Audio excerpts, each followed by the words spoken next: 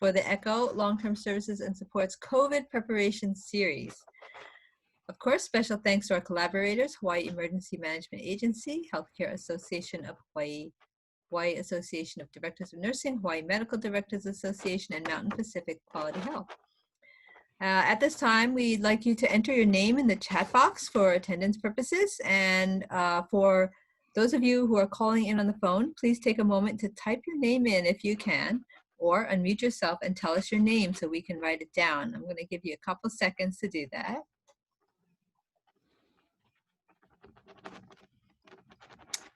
We will be offering us CMEs. Oh, look here, it's the schedule. This is our second session this month, and we're going to be talking about surge planning. And then next month, we're going to have a special guest, Dr. Rachel Dignam. She is a geriatrician as well as hospice and palliative medicine physician, and she's going to discuss hospice care in New York City, types of PPE protocols, screening, home care, and actually a very interesting discussion on her partnership with community paramedics between Mount Sinai and EMS in helping to take care of symptom management on the field. Anyway, I think that'll be really fun and informative discussion, so please join us next month. Next slide. We have several announcements. That we are offering CMEs, and to register you need to complete an evaluation. I mean, in order to get CMEs you have to register and also complete an evaluation. And so these are the instructions, and there will be a link on the chat box a little bit later as well. Next slide. I just also wanted to point out that when you go to today's resources link, there are several items that you can download. We have a flyer for Heroes Are Always on the Job with special thanks to Tina Irwin over at Halinani who designed that, and it's fantastic. We actually have a couple other I guess forms and flyers out here, which we'll talk about along the way, but I just wanted to point these out to you that they are on the website. Next slide. And also wanted to let everybody else be aware that Mountain Pacific Quality Health has added a button down, a link down on their website that has some extra resources for the community that you can look onto in addition to the stuff that we have on our website. And so that's really another excellent source of resources. Next slide. Okay, so today we're going to get started. And instead of our usual presentation, we will have Caitlin Cook at the Department of... Hello? Yeah. So we're going to have Caitlin Cook at DOH who will open this up with a brief summary of the clusters of cases that have arisen in Hawaii's nursing homes and care homes. And then we're going to have a Zoom poll of all of you, and then proceed to our time of Q&A by topics. And these are the topics we're going to kind of go on, and maybe we'll spend about 10 minutes or so-ish on each topic. And of course, you should be aware that many answers are works in progress. This is a rapidly evolving situation. However, we want to just keep everyone aware with the latest updates. We are partnering together in our battle with COVID-19, so please use the chat box to submit and queue up your questions. So with that, I am going to open the floor to Caitlin. Thank you so much. Hi, thank you. Can you guys hear me okay? Mm-hmm. Checking. Okay, great. Thanks for having me. My name is Caitlin Cook. I'm the Healthcare Associated Infections Epidemiologist. I'm part of the Disease Investigation Branch of the Disease Outbreak Control Division of the Department of Health. So I just want to say, I think a lot of people have been on this webinar series before. I think you're pretty familiar with us by now, me and the team. And so thanks to Dr. Wen for hosting this webinar series. I think it's been really valuable for us to help push out information and maintain a connection with the facilities. We're really proud of how our long-term care facilities are doing in the state. I think we've done overall a really excellent job with the infection prevention and control preparation, the planning. my team here in the HAI program of DocB performed the ICAR project that some of you may have participated in. We were really proud to have 100% participation. So we were able to have conversations regarding infection prevention and control with all 48 of the licensed skilled nursing facilities in the state. So we're really proud and thankful for your participation in that project. By now, unfortunately, we and a few of you now have experience handling cases or clusters in a variety of long-term care settings across the state.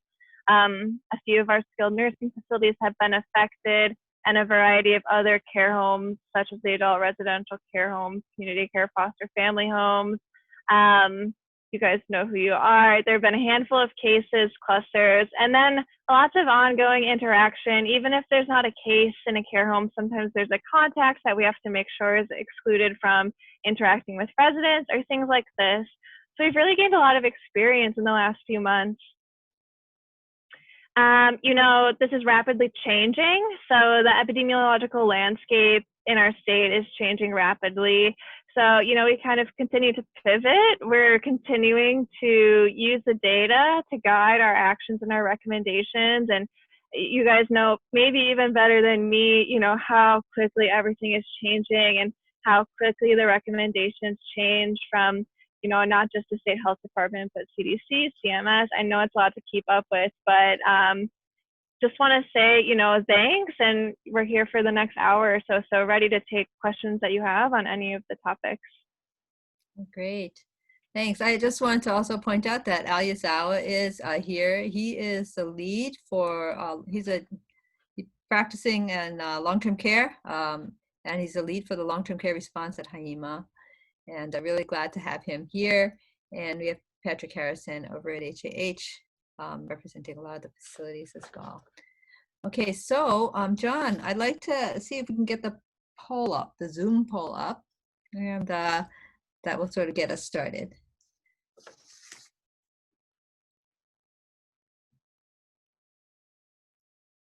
Okay, which settings do you work in?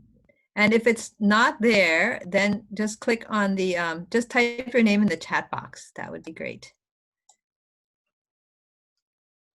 I'm not type your name, type your location in the chat box.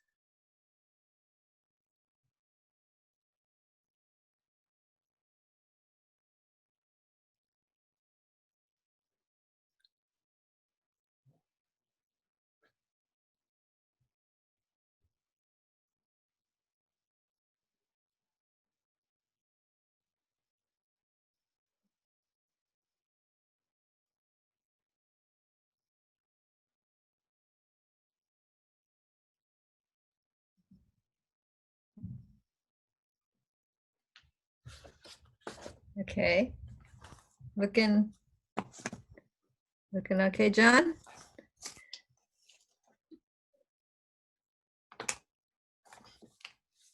Okay, great. Okay, great. Okay, let's get the next question up. So yeah, a lot of long-term care, a couple assisted living, some home care hospice, and then a variety of other folks and clinics. And okay, the second question, John.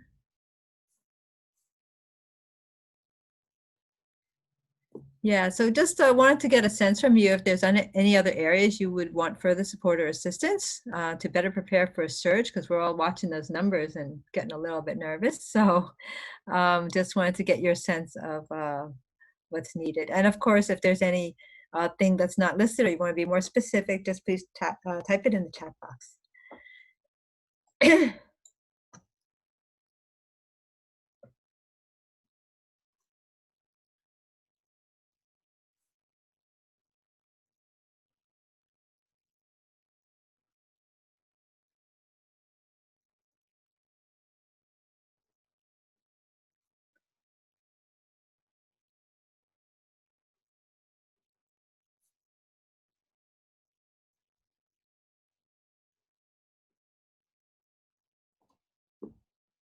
Mm-hmm.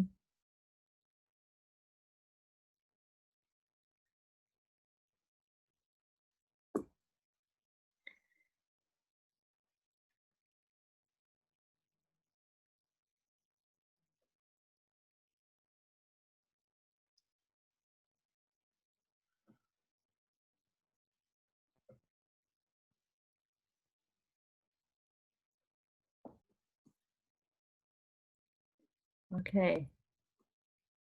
Okay, most of the questions is the rapid testing plan in the case, event of a case. Yeah, testing is the big thing. And the second after that is acquiring PPE. Let me just look down here. And then we have overcoming barriers to telehealth and a whole bunch of staff and symptom surveillance. And then a bunch in the chat box, I guess we have. Okay. So yeah, so maybe the way we want to start it to do it is basically, try to categorize discussions by topics and then move on after a few minutes of that. Given that we have a lot of questions on testing, I think I'm going to go with that one first. So yeah, so testing. So I guess I just want to start off by pointing out that a couple things is that there is a new link on the resources link that's called, I guess, what to do when you get a case that Caitlin Cook at DOH put together as a little bit of a summary. Is like, once you get a case, what are the next steps you have to do and to jump on it. So I just want to point that out, that is there, and that Caitlin will probably can describe that a little bit more briefly. And also that so I'll let her go ahead and do that, and then maybe we can have either Al or Caitlin talk about the latest updates from CMS that just came out today about antigen testing. So I can talk about the what to expect document and some of our points for testing, but I might pass it over to Dr. Yazawa or the others on the panel to talk about the new CMS updates, but I can certainly chime in. Everything is changing rapidly these days, as you guys all know. So maybe if people can chat in the chat box, I'm curious if folks have seen this document that we're referring to. We refer to it as the what to expect document.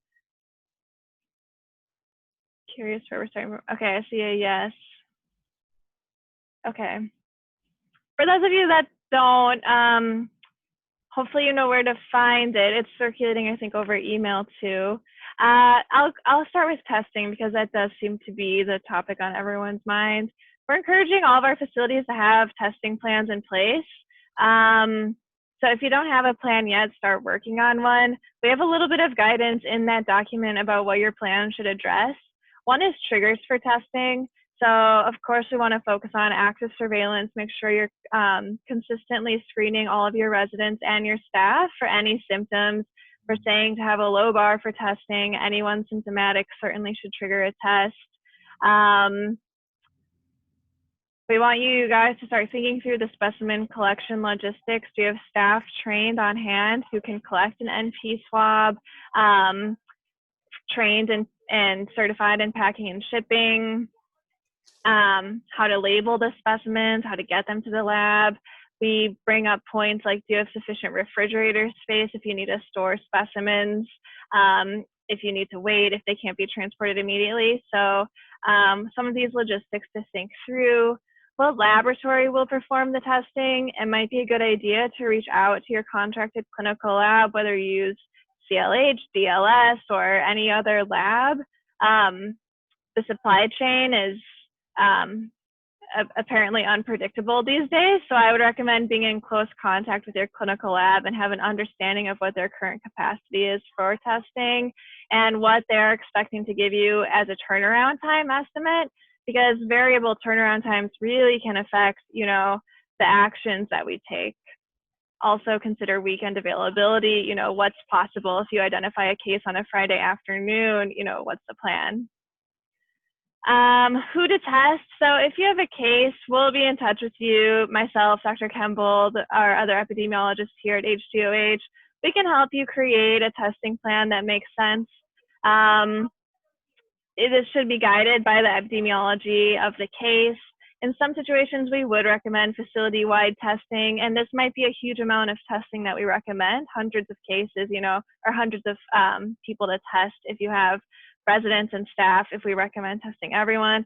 In some situations, we might recommend more targeted testing. It really depends on case by case. And we want to think through the whole action. So what's going to happen if everyone's negative? What's going to happen if you get positive? Think about the consequences for cohorting. Are you ready? Think about, even if everyone's negative, is there a plan to repeat test? All these questions, I think it's valuable to think through and have written down in your testing plan ahead of time. Of course, when the situation arises, there will always be surprises, but we'll be there to work with you on a strategy that's feasible and that makes sense. The state lab is available to assist and provide resources for testing. Long-term care is a priority for us. We're really trying to set aside resources to make sure resources stay available for testing of long-term care. So know that we're available to help. Reach out to us. We'll be in touch. We can work on a plan together. You might choose, to utilize a different lab for testing. Some instances it might be faster if you utilize a different private clinical or commercial lab. Other instances, it might make more sense to use the state lab. And we, yeah. Sorry, I could talk about this. No, yeah, I know. No, big question about how is Doc D working with Dr. Miskovich, as he seems to be doing a lot of the testing in all the nursing home outbreaks. So how are you collaborating with him? Because obviously he's doing a lot of those testing, stepping up to that plate, and then maybe comment about those, the role of the DOH with regards to just doing the medically necessary testing. Sure. So how we're collaborating with Dr. Miskovich, a lot of facilities have just chosen to contract with him to perform the testing. It's the facility's choice if they choose to go that route. It's totally up to them. And then in those instances, we just work with him and the facility and we work together on a plan that makes sense. He is stepping up. He has, from what I heard, a pretty good system to do a lot of testing quickly. So I think it's a fine option for the community, but state lab is available for some of the testing. State lab will perform the tests that the Department of Health recommends. So if we're not recommending the facility-wide testing from a public health perspective, then we're not going to offer state lab resources for facility-wide testing. We try to be judicious with our resources. So there might be some scenarios if you want to test more than what Department of Health is recommending, you might choose to go with someone else to do that testing, but it is up to the facility. Mm-hmm. Yeah, and sort of similar to that is understand that many insurance companies are not paying for testing. How do people get testing then? That's a great question that I don't have the answer to. I don't know if even folks on the call have more experience than I do, maybe with getting reimbursed for testing. I'm really not sure. So Katie, I can actually take that question, at least in the abstract here. So we've actually been in, and again, my name is Patrick Harrison. I'm the Senior Director of Post-Acute Care here at the Healthcare Association Hawaii. So as you know, and said in the chat, there's been a lot of questions centered around coverage of testing. Now, generally speaking, tests are covered by insurers and caution requirements have been waived if the tests are ordered by a physician or practitioner acting within their scope of license. This also must be ordered in accordance with accepted standards of medical practice. The caveat here is that each test generally requires an individualized assessment by the practitioner provider. This does not necessarily mean a face-to-face visit, but generally speaking, this does require, in the scope of their license and clinical judgment, an individual assessment that determines if this patient had an potential exposure, close contact, or some kind of clinical factor signifying the need for a test. As I mentioned, in-person assessment is not required. This does not require submission of an EM code for billing purposes. But again, this is for clinical, this is generally speaking coverage for clinical purposes. Now, there's been a lot of questions centered around public health surveillance testing. Generally speaking, again, we haven't gotten some exact answers from all the insurers on this, but generally speaking, testing for public health surveillance purposes, when there's no clinical individualized assessment or need, is not covered by insurance. For example, for travel purposes, if someone comes into the island, subject to the 14-day quarantine, or if they want to get a get a test for this. Testing for travel purposes exclusively when not clinically indicated is not going to be covered by insurance. There is an exception for this, however.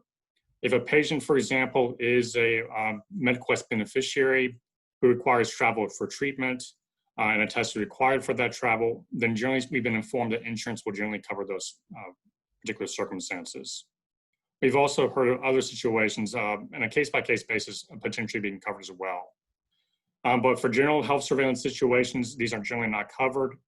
Now, as far as Medicare coverage is concerned, pursuant to a waiver as part of the Public Health Emergency Declaration, Medicare does not require a practitioner order for the coverage of a Medicare-ordered, a COVID laboratory test or PCR test, or more accurately, diagnostic test.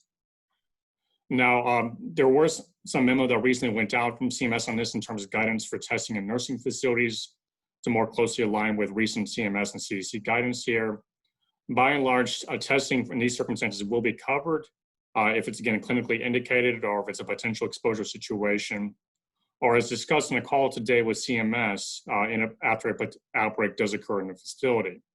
Medicare will cover diagnostic tests in these respective circumstances. But generally speaking, it's still, based on guidance we have to date, general health surveillance when not clinically indicated is not covered by insurance. Okay, yeah, so we have a concern here from Maria Castillo. The threshold for testing doesn't seem to be that low for staff. Had staff call out with sore throat, congestion, or headache, and told by the testing site that they don't meet criteria. I think that's kind of concerning. And if they are tested, the turnaround time has been a week or more, and is there a place we can consistently send staff for timely testing? I don't know. That worries me a bit, and it seems to me that that's the whole point. You know, we have a very vulnerable population, and that if you know, the physician or the whoever, you know, if it's warranted and it's a PUI, then they really should be covered. However, so, you know, I think it's just good for DOH to be aware of that, and maybe we need to do a little more education regarding that. But I also want to mention, maybe we want to talk a little bit about this new point of care antigen testing that we just got wind of today. Hey, Ida, you mind if I go ahead? There are a few things. I mean, just from what I've been seeing for, you know, I think the question is really what the nursing homes can expect when there's an outbreak that starts. And I mean, just seeing the ones that we've had at Halenani and Pro City Nursing Home, even prior to that, Maunalani and Kalakaua Gardens, I think rather than wait for DOH to come in, a lot of the nursing homes have been getting very anxious and calling Scott Miskovich. And that's how Scott Miskovich gets involved. I mean, I think in almost all those cases, the Department of Health would have been there doing the testing anyway, but you know, they're definitely following sort of public health measures and epidemiological ways to do proper testing. However, with Scott Miskovich, you know, I've spoken to him. That machine, that one of the two machines that they're going to be using for point of care, the Quidel Sophia, is one that he is actually using. So he uses a point of care machine, and it's an antigen test. And then when he finds anything that are positive, then it gets sent to DOH. I believe the DOH lab, right? It flags, and then they'll use a confirmatory PCR test. I think these are going to CLH, but if it's indeterminate at CLH, then they come to us at DOH, I believe. Okay. Yeah. So, oh, you may have muted, sorry. You muted. That leads into the question about the delay, right? So I don't know, most people probably know that DLS has been having a shortage of a particular reagent that they use from Roche, and that's why they're starting to send some of these tests to the mainland, and we're seeing results turn around in 7 to 10 days. I mean, fortunately, by design, each of the labs use a different system. I believe DOH, clinical labs, and DLS all use sort of a different system. So because there's a shortage of a reagent with the machine that DLS uses, that doesn't necessarily translate to a shortage with clinical labs or Department of Health. So that's the good news, but probably that patient or that person that someone was referring to in the chat box probably got sent to DLS, and then they probably sent it out to the mainland, and that's why they're not getting a good turnaround. As the surge occurs on the mainland, we might start seeing this with the other labs as well. So we really need to be more judicious about who we test.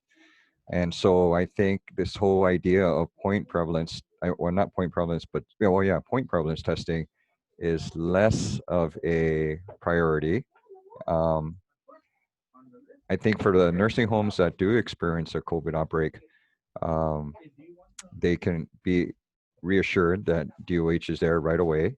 Of course, they can call Dr. Miskovich, and he's been working very well with DOH. The people who are concerned about PPE, from what I've seen, PPE is being delivered in large quantities from HHEM in time for the facilities that do have a ongoing outbreak. So I think although they might be people are concerned about a shortage at the moment, once you have a COVID case, rest assured there will be a huge influx of PPE coming to you from HHEM, and all in coordination with DOH and even Dr. Miskovich. So I hope that sort of reassures people to a certain extent. So I just wanted to throw that in there. Question. So this is Dan Saltman. I'm an internist. Actually, two questions, but the first question is about pooled testing. Pooled testing is a way, as I understand it, a way to save money, and there's some kind of optimal pool. Like if the pool was everybody in a facility and you found one positive test, you'd have to go test everybody again to find out who the positive is. And if you tested, too small a pool, it wouldn't save you any money. So you'd end up testing too many pools also. So there's sort of some optimal size of the cohort for pooled testing, and that seems to be a reasonable way to save money. So the question is there a reason not to do pooled testing if you're trying to cover a facility and save, that's a cost-effective way to approach it? And then the second question is, what's the status of the saliva testing? Is that, that would be easier than a nasopharyngeal swab, and does it work? I don't know the details of the sensitivity and specificity of the saliva test. Thank you. Gosh, for the saliva test, I'm afraid I don't have an answer. I'd have to ask our laboratorian counterparts, unfortunately, so I apologize. Maybe someone else has an answer, but regarding the pool testing, I would also have to go back and ask our leadership if there's plans to implement that. I think our answer to that right now is our Sentinel surveillance program. If we're trying to get a grasp on the community prevalence and community transmission, that's the program that we had set up. Obviously, with the changing supply chain, it might be time to start thinking about a different strategy that's more resource effective. So not a definitive answer, I guess, but I would have to go back and see what the leadership is thinking if we're thinking of changing strategies. I can speak to that a little bit. I'm not an infectious disease specialist, but I have seen the sensitivity and specificity for the sputum test, and it's actually very high. It's actually very good. So I think it is a matter of time before that gets rolled out here as well. I do know that a lot of the hospitals are starting to use the anterior nasal swabs instead of the nasopharyngeal.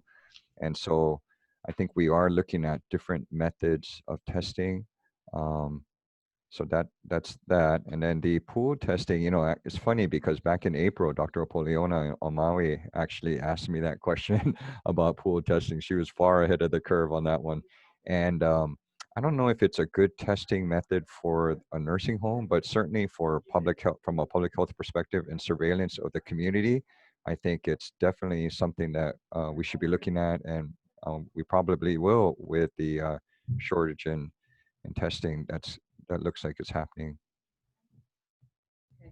Yeah. Okay. So I just wanted to just mention a little bit more is that I guess CMS has decided that they're going to be uh, shipping out I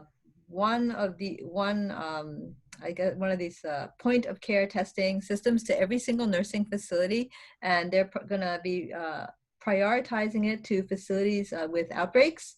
Currently, greater than it says, the hot spots in Florida, Texas, Arizona, and in those facilities with more than 3 cases. Those are guys going to get it first. They're going to plan to roll out 1,000 by the end of the next week or so. This is 1,500 to 2,000 by the end of next week, and then the rest of it over the next 6 to 8 weeks. And given that Hawaii is the lowest on the totem pole in terms of cases, which is a good thing, I imagine we won't be getting it till the 8th week or so. But anyway, but that is one of the things, and they mentioned that they want every facility to have one so that they can rapidly be able to do tests, and that eventually they can use those instruments to do rapid flu tests in the future as well. And that usually the tests are less than $25 a piece, and so they think that that would ultimately be a good cost savings approach later down the line. Anyway, so okay. Yeah, go ahead. Oh, sorry. This is Brian Wu. I'm Pete's Pong and Medicaid Medical Director at HMSA. A couple of quick comments. You know, the pool testing.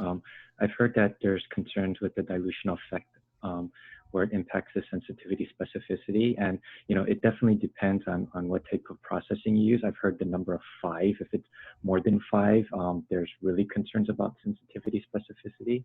And for the Quidel Sophia, if that's what Dr. Miskovich is using, I know when they initially released the results, it gave negative results to 20% of true positives.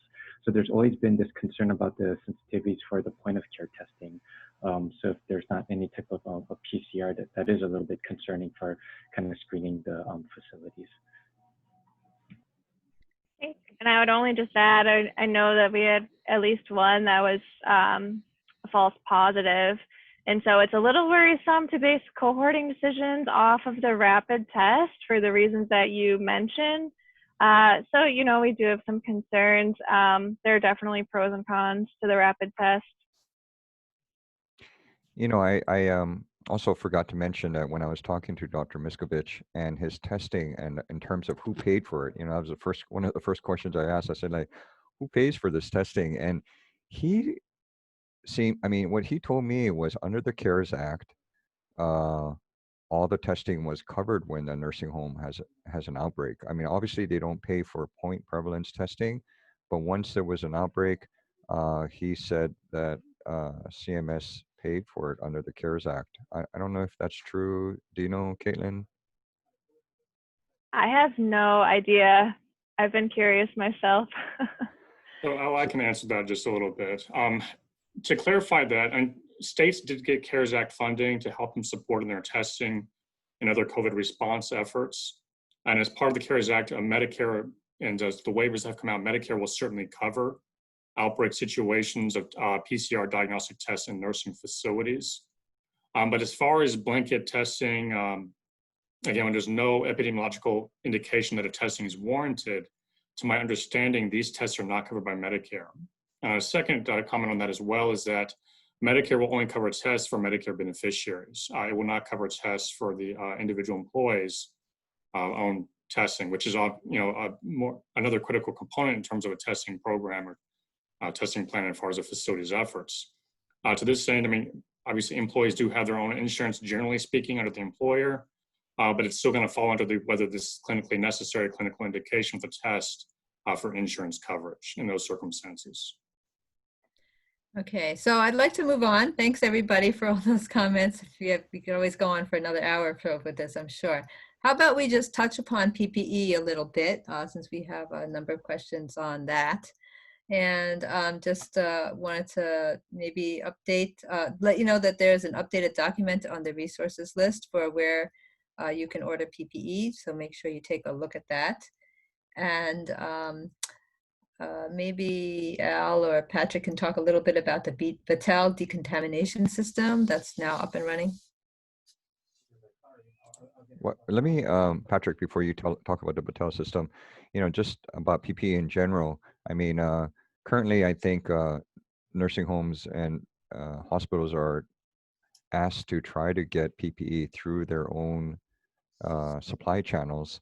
And of course, HHEM is available for supply, but their priority goes to facilities that have active COVID cases. And as I mentioned earlier, as soon as you get an active COVID case, I mean, you're going to get a delivery, I guess, a just-in-time delivery of PPE. You know, the trouble is not all nursing homes have fit tested all their staff. So you might need N95s, but without the proper fit testing, then it may not be that effective. And so before COVID enters a facility, I think it's important that you get your staff N95 fit tested, and then when you need the supplies, I mean, I think at the moment anyway, you should be rest assured that you will be getting it from HHEM, and currently I think we have enough for that. Thank you, Al, for raising that comment. Great points. In a PPE term, as Al mentioned, it's important to continue to work with your supply chains to supplement your PPE needs. Looking prospectively here, again, COVID will be with us for a very long time. It's important to plan ahead and make sure we're being very proactive and not reacting to these situations as they arise. As Dr. Nguyen mentioned, we do have the Battelle system here in Hawaii. We are very fortunate to get this to help supplement our PPE maintenance efforts here in the state. So just a little bit about the Battelle system. This is actually a system that really helps to address the current shortage of critical PPE across the United States. This is designed to only work with N95 masks and respirators, as Al just mentioned, or Dr. Yazawa just mentioned, excuse me. And what the system does is it uses hydrogen peroxide to decontaminate N95 masks. Now, this does not work for surgical masks. This does not work for gowns at this time. It's only for N95 masks, but this is still a very critical component in our overall response efforts to COVID-19. The great thing about this system is that it's free of charge to you. This is being subsidized by the federal government. This includes purchase, shipping, setup, and operations. By and large, this is a free service to you. There's no cost. I want to clarify my comment about shipping. We're still looking to whether all the shipping costs will be covered. This is also available to neighbor islands as well, not just Oahu. But by and large, this is a system that's free of charge for you to use. Currently, this is being housed on one of the Queen's facilities over in Kapolei. And as of last week, there are about 70 organizations that have signed agreements with Battelle to begin decontaminating their N95 masks. Again, this is basically there is, I believe Dr. Nguyen has put up these resources along with this presentation for the Battelle webinar, which has all the pertinent details. But basically, this is available to all healthcare providers in the state, nurse, CNA, first responders, clinics, qualified health centers, et cetera. So, and this, again, is a service to you to supplement your PPE supply efforts. What you do is you go to the website, and I believe, again, it's in that link on the resources that we have attached with this presentation. You enroll in the system, include your provider information, and basically you can just sign up, enroll with them, and then begin working with Battelle to decontaminate your N95 mask for your employees and staff. So there's a question here in chat of how many times can you decontaminate N95 masks? Battelle has informed us they can do it up to 20 cycles. That's 20 cycles, which is a really good number here. And again, there's also an FAQ document available, and I believe in the attached resources as well. If you haven't looked into this already, I would really encourage you to do so. It's a great resources that we've been able to get here in Hawaii. Not all places have this, and it's a great way to supplement our PPE efforts, especially as we move forward with this pandemic. Patrick, this is open to neighbor islands as well, right? Yes, it is open to neighbor islands. So generally speaking, I believe in terms of shipping, if it's going to be under 200 N95 masks that you'll be shipping over to Battelle here in Oahu, then I believe you'd be working with FedEx. And again, those details are on the attached materials. And I believe, and I do apologize, I don't have the information as to whether you're shipping above 200 masks, but we can certainly get that information and provide it back to this group. Yeah. You know, I'd like to add that Hawaii Pacific Health has been using UV light to disinfect the regular surgical masks that can be used up to 3 times in this manner. And they've been supporting mostly the SNFs in the community. I think maybe there might be a assisted living facility or two that have been taking advantage of the system. But I know right now, if you don't have COVID in your facility, probably you're not using N95 and you're probably using surgical masks more.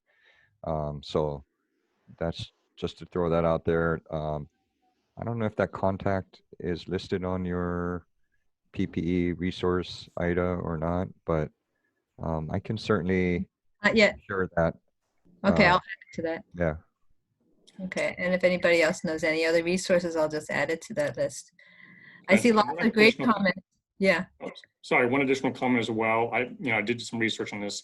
So if you're going to be sending 200 or more N95 masks per box per week, you'll be using Cardinal Health for your shipment purposes. Again, if it's less than 200 FedEx, more than 200 Cardinal Health. Okay. Okay. There's lots of great comments here, and we're going to try to capture all these things, and whatever we don't answer, we're going to try to get back to you later on. I just want to keep this thing moving along because time is just flying by. So just with regards to facility clusters, I know we've had just a few here in Hawaii, and I just wanted to touch upon the question of I know there's been an issue about privacy, protecting privacy when sharing between facilities. Because everybody's anxious about are their staff, crossing over and things like that. Can we get a comment on that, maybe from Patrick or Caitlin, just so people feel reassured? Kevin, you want to take that one? Yeah, I can say a few things. So, whenever there's a case, we have an obligation to respect the privacy of that individual. That's just a given. We're all familiar with that. So we do our best to balance that and also do thorough contact tracing and also make sure our community is, aware of the situation. I think actually, I might turn it back to you, Patrick. I think we were talking about trying to come up with some kind of community consensus on if there was a case in a nursing home, how do the facilities want to communicate that amongst one another? The Department of Health contact tracers, we will contact trace and we will notify the identified close contacts who meet our criteria for Department of Health quarantine. They will be individually notified by us, but for situations like if there's a situation that's a little bit out of control at a facility and we think that there might be more of a widespread risk and we need to do a little bit more of like a wider notification where other facilities might need to consider restricting people that work at another facility from work. I think, the jury's still out a little bit. I think we need to come to a community consensus and, we're hoping HAH might be able to facilitate that conversation a little bit. Oh, thank you, Caitlin. We've had these discussions with our members, and as far as HA is concerned, we represent over 170 providers in the state. It includes our state's hospitals, nursing facilities, most of our assisted living, hospices and home health, some of our type 2 ARCH providers as well. But this is obviously a very, very sensitive subject here. When this does happen in a facility, there's a number of implications that come into play here. Confidentiality, privacy were already identified here. But this has very real impacts upon workforce populations, overall public media, news comments, and we all know here in Hawaii that Coconut Wireless is alive and well. So we are working with our members on this. Basically, we are helping to facilitate this communication when we can, but this is going to be largely on a case-by-case basis, depending on the factors involved. One of the critical things we want to ensure is that, one, we are a member-driven organization here at HH, and we certainly don't want to interfere with any of the wishes of our members. That being said, we want to ensure that our members also have the opportunity to dictate the flow of information. When these circumstances do happen, it is extremely unfortunate, and there's a lot of challenges that are involved that go beyond just management of these patients and residents in your setting. It goes into communication management as well. So we want to ensure the facilities are afforded the opportunity to really control this flow of information dictate how this information is communicated, and make sure it's not used in the wrong way. And we certainly at HH help to facilitate this when we can. And the goal here to better to improve transparency amongst our member base, as well as to help mitigate it against any misinformation that's getting out there as well. Thanks. I had a kind of a question.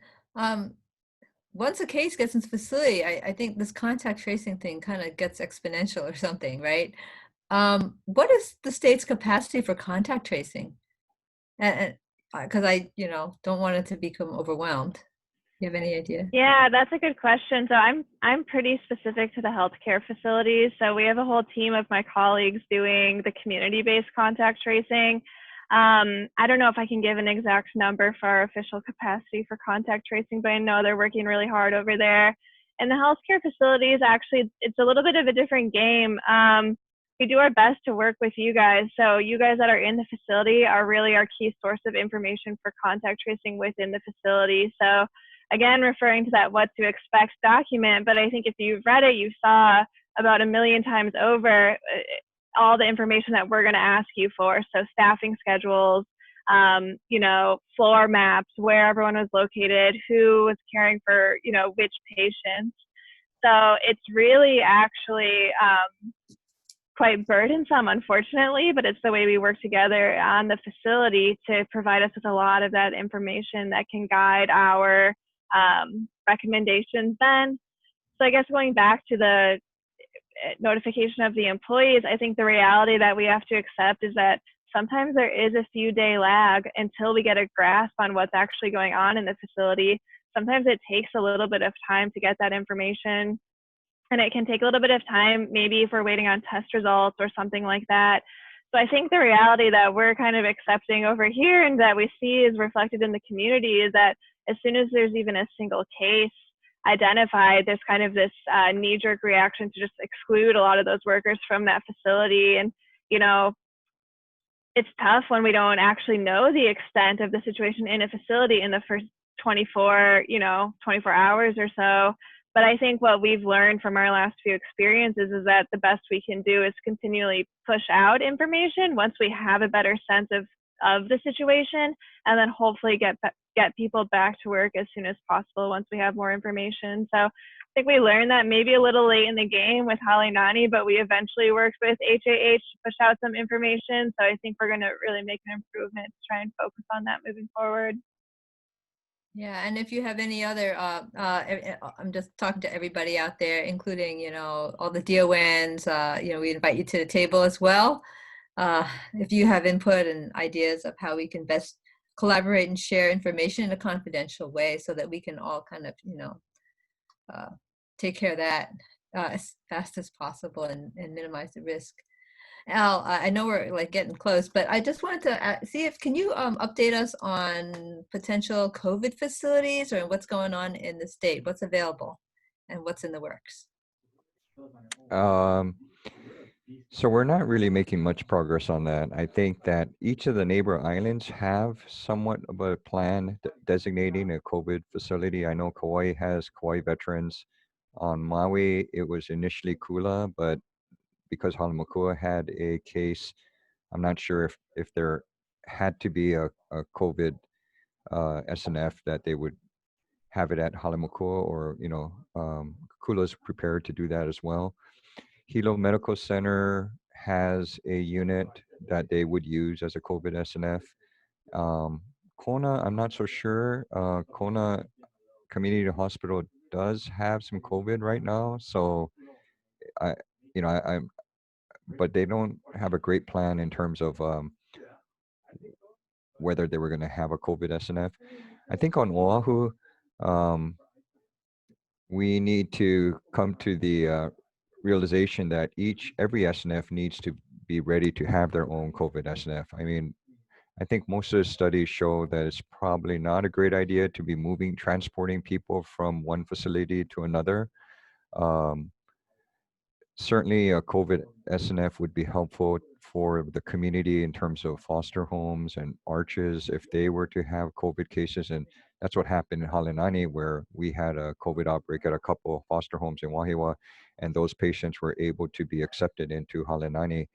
Unfortunately, Halenani does not plan to keep their COVID SNF up once their cases have resolved. And I think the last I heard, all their cases have resolved. I think they might have 2 more still in isolation. But so really, the bottom line there is that every SNF really needs to be prepared to sort of manage their own COVID unit. But having said that, I am in talks with a facility. Actually, Wahiwa Health has actually stepped up to just to look into creating a COVID NPY unit.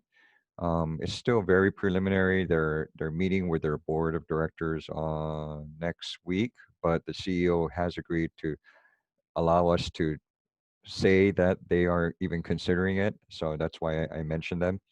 It's a small unit. I've already looked at it. It's about 21 beds, but it's really a perfect place. But again, very limited capacity. They have a few more hurdles to get over to get the green light on that. I mean, they have to get the okay from their medical staff and board of directors and the community. But it's something that's exciting. We are also looking at a couple other leads. I think if push came to shove, there are a lot of people in the community that are willing to help in an extreme surge situation. But short of that, yeah, nobody really wants to raise their hand, I think, for something like this. So that's about all I can tell you. Thank you. There's a question, are ACSs still in the works? I know there were previous discussions using large community buildings for that purpose.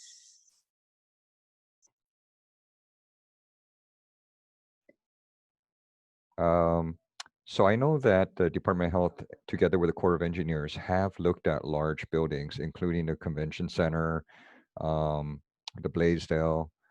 Mostly, I think the initial thought there was for overflow for acute care hospitals, but certainly that may still be needed in an extreme surge situation. They've also looked at buildings on each of the neighbor islands to serve that purpose, so they've got them checked out. But that's about it. And I think they've got some plans probably on the shelf for those facilities. I don't know when that tripwire would be would cause us to stand those up. One of the ideas that we floated was possibly using these for SNF patients instead. I think the problem lies in staffing, really, right? So if we were to stand one of these things up, we would need staff to try to staff it. And I don't know if that would be a collective effort with all SNFs contributing a number of staff to try to keep this going. That those details have not really been worked out. Yeah, of course, there's a question, can Leahi accept COVID resident from residential homes? I think we touched upon this earlier a little bit, and I think that remains one of our conundrums. Yeah, we've been in talks with Leahi way back from April. There's a lot of resistance, and I think without the powers that be to make this happen, I think we're really just in discussion. There's a lot of hurdles. The building that we are looking at over at Leahi include the Hansen's disease program, which is quite a political football, and there's a behavioral health pilot there. So those people would need to be moved for something like this to happen. So at the moment, it's just an idea, not really moving forward. I think the Wahiwa plan is probably more promising. And there are probably a couple other places that we're looking at. The Villas has agreed to take COVID required patients, and they have a sort of a small respiratory step down unit. So that's actually looking good too. Yeah, COVID recovered patients. Yeah. Okay, so there is, all right, so maybe move on to the next topic in the last 2 minutes or so. I guess challenges of telehealth. I don't even know where to begin with that one, but I know that facilities, it is logistically challenging, and I kind of wonder I'm just going to open it up to just people out there to throw out ideas. You know, what are good ways that we could try to collaborate and think about, you know, good workflows or good resources that we could go to. Because so far, you know, I think every facility has its own individual challenges. Has anybody done really well and want to be able to share some of their processes? Or I'm gonna, maybe is Eileen Sakato there? Maybe she can comment on what her DO Hadana members have been talking about or speaking about regarding use of telehealth.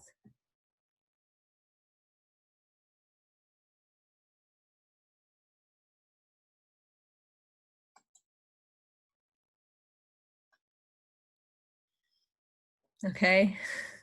Well, I can speak to it a little bit. I mean, our team, we have a team of post-acute care providers. We go into the nursing homes. I've got right now 4 doctors and 7 nurse practitioners, and it's been, it's once COVID hit a number of places, we've been doing telehealth for the most part. And it's been challenging, right? Because the larger nursing homes are able to accommodate, but some of the smaller ones, they don't have a lot of staff. So we have to try to set appointments when they would be available. And even then, it's quite challenging. I know that different teams like Kaiser and Queens use a different platform than we do. They all tend to be secure, which is nice. I think it's a developing process. We're getting better at it, especially at places like Kalenani. I think it continues to be a challenge for some of the smaller facilities. So that's been our experience. Yeah. So Eileen is unable to get to us by phone, unfortunately. So just have to chat with her later, I guess. Okay, anyway, but I do know that there are a number of facilities working on this actively and trying to collaborate with the physicians and the leadership. And I think that probably over the next couple of months, you know, hopefully all of us will be able to share some kind of lessons learned from this. But I think a lot of the challenges are the coordination and the scheduling and that stuff is pretty tricky.